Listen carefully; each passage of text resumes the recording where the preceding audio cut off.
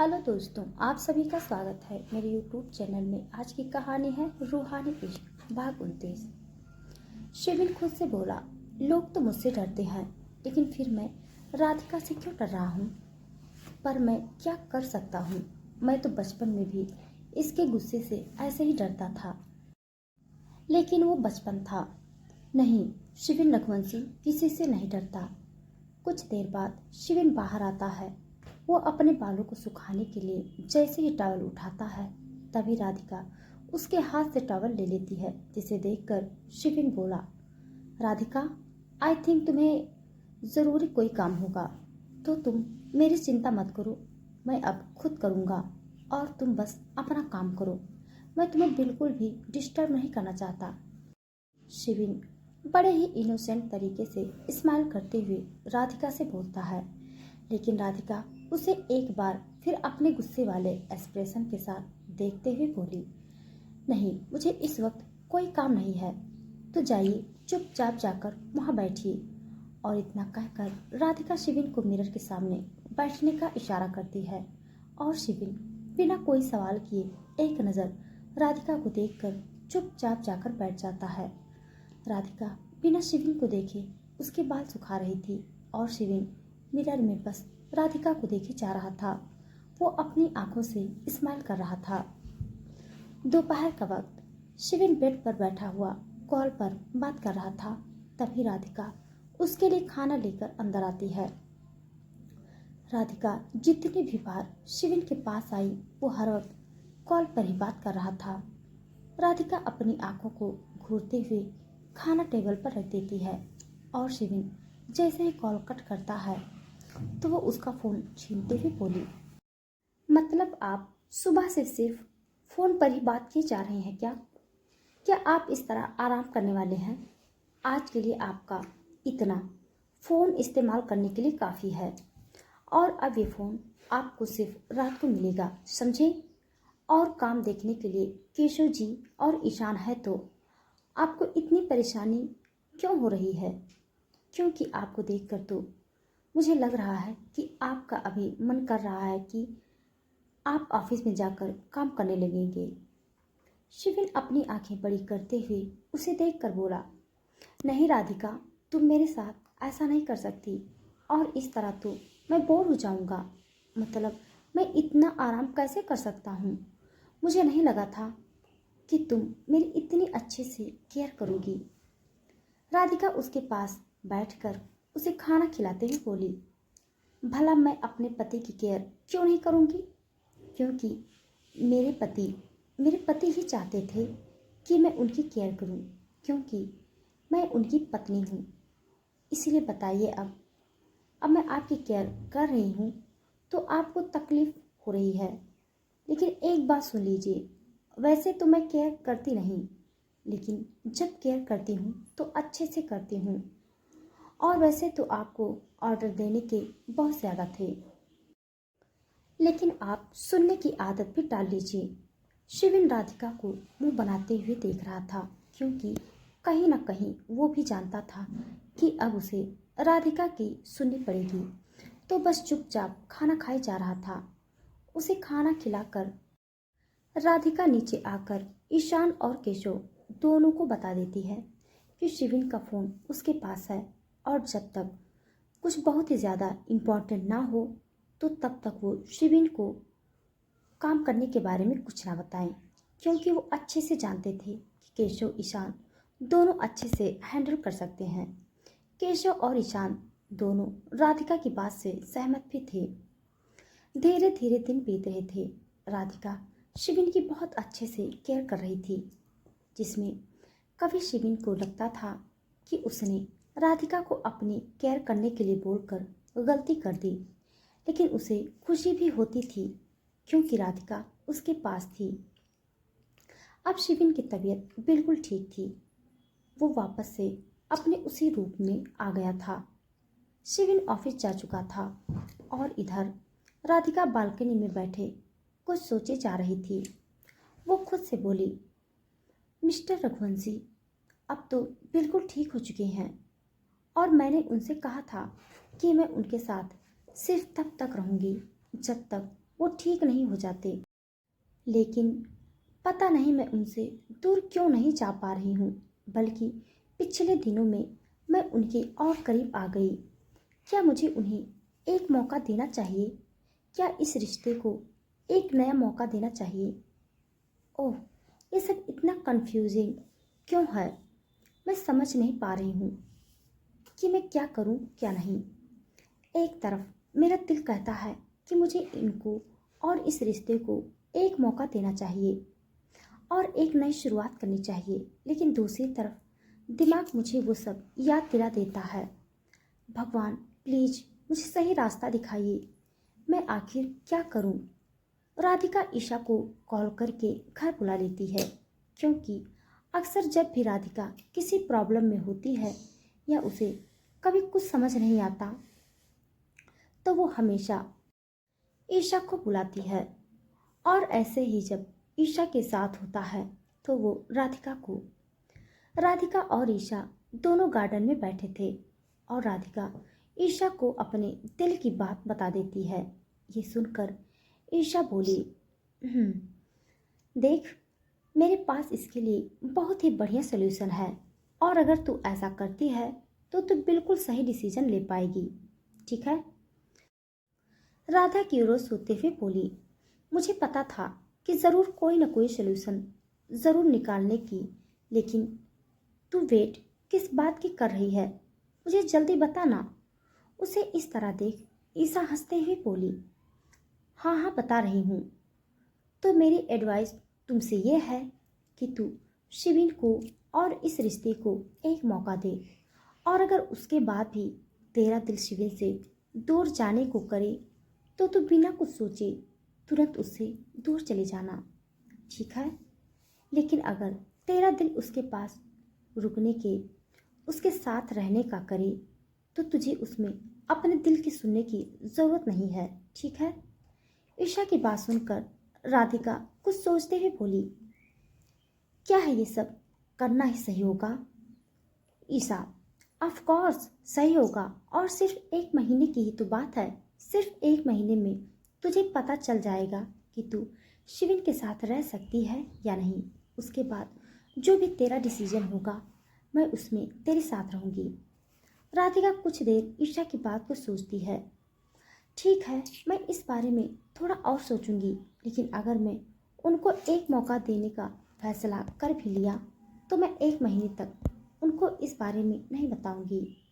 1 महीने के बाद बस जो भी मेरा डिसीजन होगा वही मैं उन्हें बताऊंगी। ईशा भी राधिका की बात से एग्री करती है और वो दोनों ऐसे ही बातें करने लगती हैं। रात के 11 बज चुके थे, लेकिन शिविन आज अभी तक घर नहीं आया था। हालांकि वो इतना लेट कभी नहीं होता था। राधिका हॉल में बैठी शिविन का इंतजार कर रही थी। वो शिविन को कॉल करने की ट्राई करती है, लेकिन उसका फ़ोन स्विच ऑफ था। इसीलिए वो ईशान को कॉल करती है। कुछ रिंग जाने के बाद ईशान कॉल उठाते हुए बोला, हेलो राधिका। इधर से राधिका बोली, ईशान, शिविन कहाँ है? आज वो अभी तक घर क्यों नहीं आए और उनका फ़ोन भी स्विच ऑफ है। तुम दोनों ठीक तो हो ना?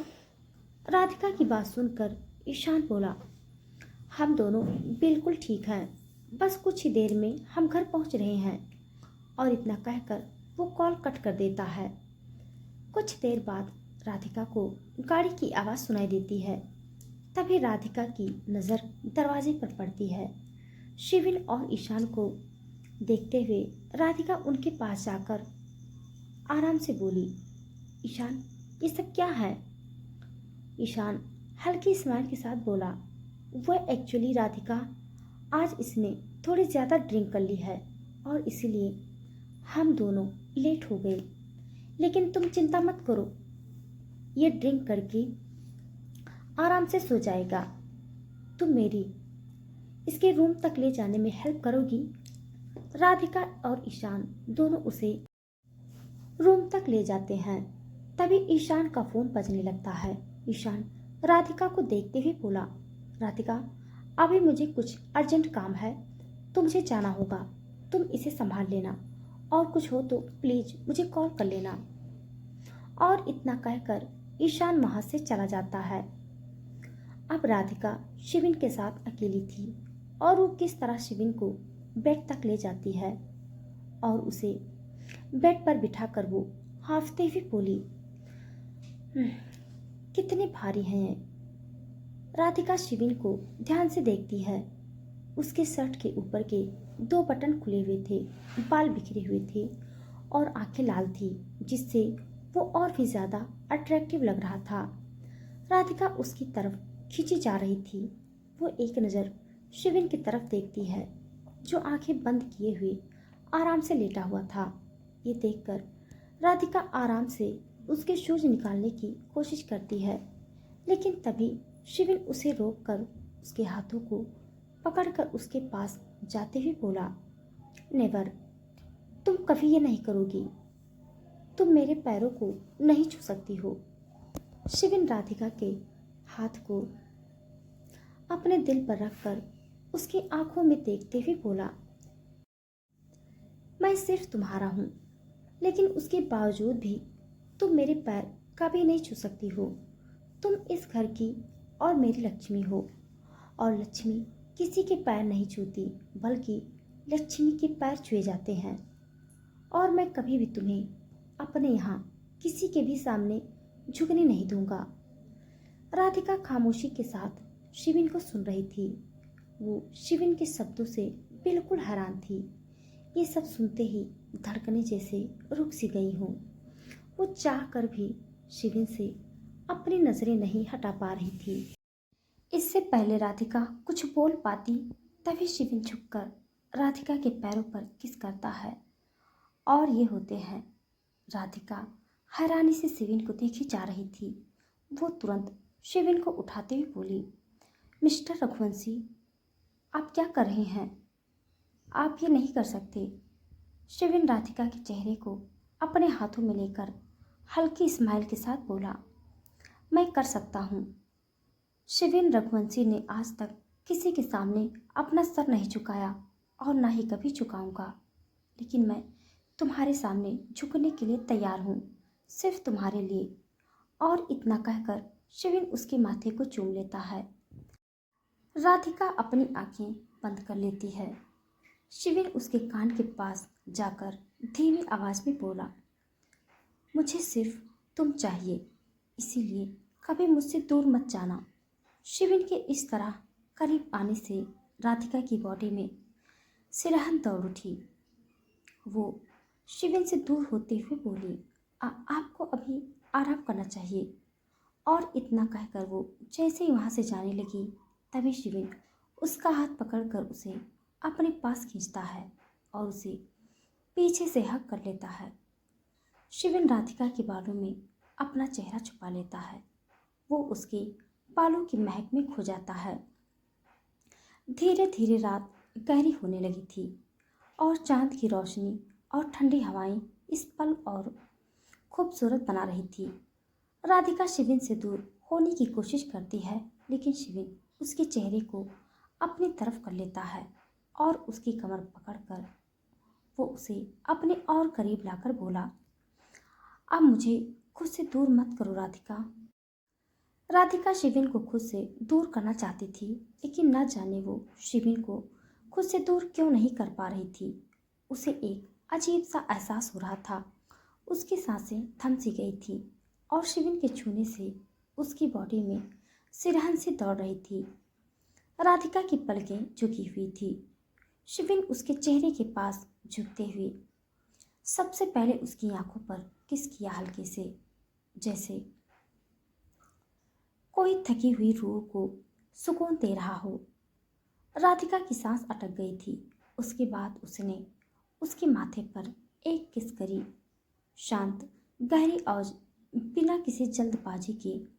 वो कुछ कहने ही वाली थी, तभी उसकी सांसें थम सी गई जब उसने उसके गाल के पास झुककर उसे चूमा। एक पल के लिए उसके पूरे शरीर में सिहरन दौड़ उठी। शिविन की नजरें अब राधिका पर चमकी सी गई। वो धीरे से उसके कान के पास झुका, उसकी एयरलॉक पर चूमा। राधिका की पकड़ उसके सर पर कस गई, जैसे उसे रोकना चाहती हो। मिस्टर रघुवंशी, उसने धीमी आवाज में कहा। लेकिन उससे पहले कि वो कुछ और बोल पाती, शिविन ने उसके चिन को हल्के से ऊपर उठाया और बिना एक शब्द बोले उसके होठों पर अपने होठ रख दिए। एक पल के लिए राधिका हैरान से शिविन को देख रही थी, लेकिन दूसरे ही पल वो आंखें बंद करके उस पल में खो गई और उनके लिए उस पल में दुनिया सचमुच रुक गई थी। राधिका के हाथ शिविन की चेस्ट पर थे। इस बार राधिका शिविन को खुद से दूर करने के बजाय वो बस ऐसे ही खड़ी रही, जैसे उसका दिल अब मान चुका हो कि वो शिविन से दूर नहीं जाना चाहती। धीरे धीरे राधिका ने भी हल्के से उस किस का जवाब दिया। शिविन की सांसें गहरी हो गई और कमरे में बस वही खामोशी रह गई जो सब कुछ कह जाती है। बिना एक शब्द बोले राधिका और शिविन एक दूसरे में खो चुके थे, बिना किसी बात की परवाह किए। अब राधिका को सांस लेने में दिक्कत हो रही थी। शिविन राधिका से दूर हुआ। राधिका का चेहरा लाल हो चुका था।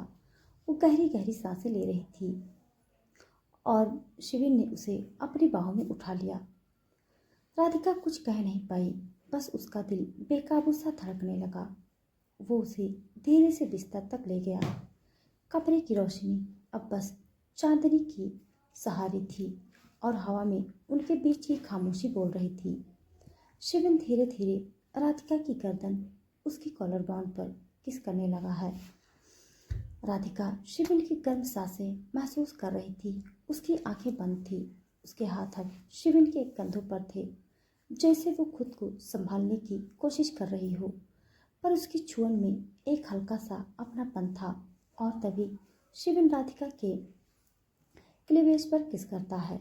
इससे पहले शिविन आगे बढ़ता, तभी राधिका उसे रोकते हुए बोली, मिस्टर रघुवंशी, बस। शिविन राधिका की आंखों में देखते हुए बोला, मैं कभी तुम्हारी मर्जी के खिलाफ नहीं जाऊंगा जब तक तुम तैयार नहीं होती। मैं कभी अपनी लिमिट क्रॉस नहीं करूंगा। और वो इतना कहकर उसके फोरहेड पर किस करके उसे हक किए हुए ही सो जाता है। और राधिका बस शिविन को देखे जा रही थी। सुबह का वक्त। रघुवंशी मंसन। अलार्म बजने से पहले ही राधिका की नींद टूट गई। रात की चांदनी अब सुनहरी धूप में बदल चुकी थी, जो कमरे में हल्की सी रोशनी बिखेर रही थी। उसकी आंखें खुली, पर दिमाग अभी भी पिछली रात की धुंध में था। उसके गालों पर, माथे पर, गर्दन पर शिविन के होठों की छुअन अभी भी महसूस हो रही थी। उसका दिल एक बार फिर उसी तेजी से धड़का जिस तेजी से वह शिविन के सीने से लगी धड़क रहा था। वो धीरे से करवट लेकर लेटी। शिविन अभी भी गहरी नींद में था। उसके बाल माथे पर बिखरे थे। उसका एक हाथ राधिका की कमर पर उसे हक वाली पोजीशन में था जिसमें वो सोए थे। राधिका ने गहरी सांस ली। उस पल उसे एहसास हुआ कि जो 1 महीने का ट्रायल उसने ईशा के साथ किया था, वो कल रात अनजाने में ही शुरू हो चुका था। वो बहुत धीरे से और सांसें थामकर शिविन की बाहों से खुद को अलग करती है। उसके मन में एक अजीब सी अकवर्डनेस थी, जो चुपचाप बिस्तर से उठी और एक लंबी गहरी सांस अंदर खींचकर अपने आप से कहा, नॉर्मल रहो राधिका, ये सिर्फ एक रात थी और शायद उन्हें याद भी ना रहे कि रात को क्या हुआ। वो तुरंत तैयार हुई, नीचे किचन में नाश्ता बनाने लगी और खुद को हर काम में व्यस्त कर लिया ताकि पिछली रात को दिमाग से निकाल सके। करीब 1 घंटे बाद राधिका नाश्ते की ट्रे लेकर ऊपर आई, क्योंकि शिविन कुछ ज़रूरी काम कर रहा था। राधिका देखती है कि शिविन अब जाग चुका है और आराम से बेड पर बैठा हुआ था। उसके चेहरे पर थकान का कोई निशान नहीं था। वह अपने आईपैड पर कोई फाइल देख रहा था, दूसरी तरह से अपने काम में डूबा हुआ। राधिका ने ट्रे साइड टेबल पर रखी और एक उम्मीद भरी नज़र शिविन पर डाली। क्या वो कुछ बोलेंगे? क्या वो हल्का सा मुस्कुराएंगे? क्या वो रात की बात का कोई जिक्र करेंगे। शिविर ने बिना आईपैड से आंखें हटाई, बस आवाज़ सुनी और बोला, गुड मॉर्निंग राधिका, मुझे ऑफिस के लिए कुछ ज़रूरी मेल चेक करने थे। तुम चाय लेकर आई हो, थैंक यू। और बस थैंक यू। कोई सवाल नहीं, कोई हलचल नहीं, कोई याद नहीं। तो दोस्तों, आज के लिए बस इतना। इसके आगे का भाग जानने के लिए आप सब मेरे साथ बने रहिए। मेरी कहानी आप सबको कैसी लग रही है कमेंट बॉक्स में ज़रूर बताइएगा। तब तक के लिए धन्यवाद।